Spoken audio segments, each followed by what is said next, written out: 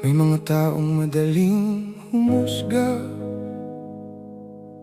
pero hindi nila alam kung ilang gabi ang hindi natulog ang isang ina,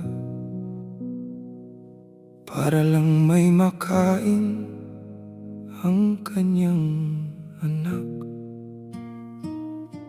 Tuwing madaling araw siya'y gising na, bitbit ang pagod ngunit may pag-asa. Isang kamay sa trabaho, isang kamay sa pangarap. Kahit mag-isa, hindi kailanman sumuko. Sa bawat hakbang na kanyang nilalakad, may matang mapanghusga, may bibig na mapanakit.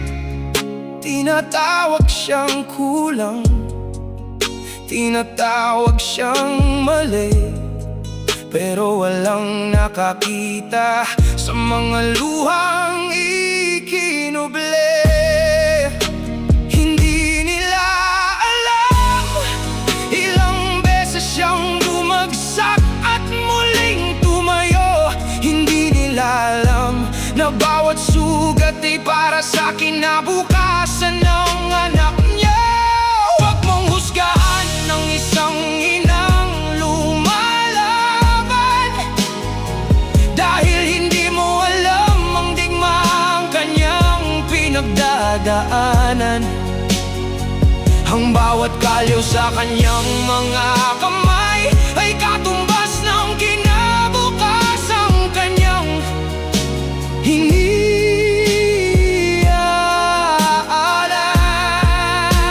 Hindi siya mahina, isa siyang mandirigma, kahit mag-isa sa laban ng buhay. Hindi niya iiwan ang kanyang anak kailanman. May mga gabing tinapay lang ang hapunan, ngunit sa anak niya'y busog ang kanyang pagmamahal. Mas pipiliin niyang siya ang magutom, wag lang maranasan ng anak ang kanyang pinagdaanan. Pinagtatawanan ng kanyang pagkatao, kinukuwestiyon ang kanyang mga desisyon. Ngunit ang puso ng isang ina hindi kailanman sinusukat ng opinyon ng iba.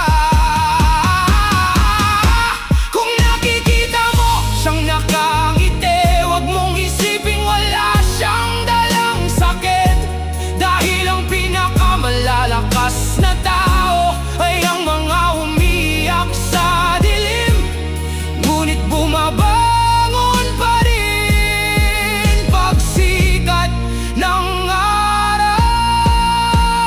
Sa lahat ng inang mag-isang lumalaban, hindi kayo nag-iisa sa laban.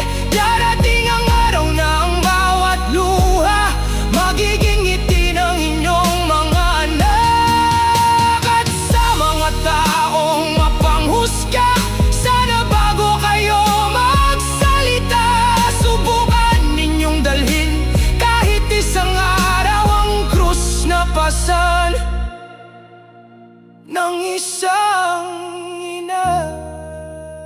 Hindi lahat ng bayani may kapa sa likod. Minsan, may hawak lang silang baon ng anak at pusong handang masaktan, para lang makita ang anak na may magandang bukas. Dahil ang isang single mother hindi kahihiyan, siya ay isang buhay na larawan ng tunay na pag-ibig at walang sawang sakripisyo.